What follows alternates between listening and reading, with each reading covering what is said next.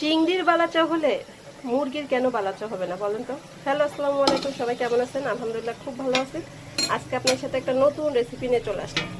আমার মেয়ে সচরাচর কিছু খায় না, মানে কোনো সবজি খাওয়ার মধ্যে একটু চিকেনটা খায়, কোনো রকম 1-2 পিস। তো যেটা ও পাপা নিয়ে আসছিল কক্সবাজার থেকে, চিংড়ির বালাচাও, আমার ভিডিওতে অনেকে দেখছেন। ওইটা দেখলাম মাশাআল্লাহ খুব পছন্দ করছে এবং কয়টা ভাতও খেত। আমরা মায়েরা সবসময় ওইটাই চাই আমার বাচ্চা কোনটা মানে অ্যাটলিস্ট সে খাক। তো এখন ওটা শেষ হয়ে গেছে, এখন খাচ্ছে না। হঠাৎ মাথায় আসলো যে যেভাবে বানাইছে, আমি তো নাই, জাস্ট খাওয়ার পরে একটা আইডিয়া হয়েছে যে কি কি দিতে পারে। তো ভাবলাম ওইভাবে করে আমার বাচ্চাকে বানাই দিই। তো এই জায়গা হচ্ছে এই যে আলু কুচনি দিয়ে এভাবে কুচায় ফ্রাই করে নিচ্ছি। আর চিকেনটাকে এই যে আগে লেবু রস লবণ দিয়ে সিদ্ধ করে এভাবে ছাড়াই নিয়েছে, এটাকে এখন ফ্রাই করবো।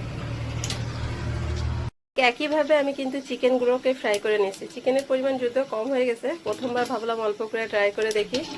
তো এই যে ফাইনাল লুক। আর আমি কিন্তু তেলের ভিতরে একটু হলুদ আর একটু মরিচের গুঁড়া একটু লবণ দিয়ে দিয়েছিলাম, আরও অনেক কিছু দেবো, সব কিছু শেয়ার করবো আপনাদের সাথে।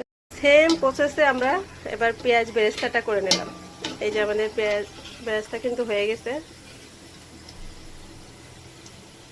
তো এই যে এখানে শুকনো চাল, একটু পাঁচফোড়ন দিচ্ছি আর জিরা গুঁড়ো, এটাকে এভাবে ভেজে নেব, নিয়ে ঠান্ডা করে বেলুন করে ফেলবো। চিংড়ি মাছের বালাচাও হলে চিকেনের কেন বালাচা হবে না বলেন তো। এটা কিন্তু চিকেনের বালাচাও। ফেললাম হোমমেড বালাচাও। এটা কিন্তু চিংড়ি মাছের না, এটা হচ্ছে চিকেনের বালাচাও। কেমন হয়েছে?